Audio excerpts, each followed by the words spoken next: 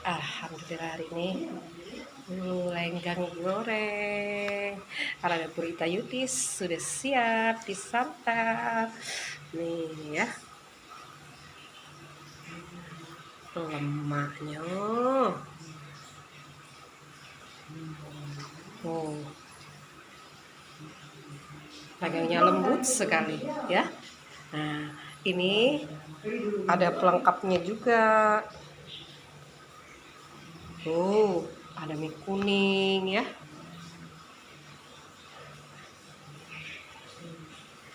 Ada cincangan timun. Nih ada ebi. Ini cukonya nih yang kental sekali ya. Alhamdulillah.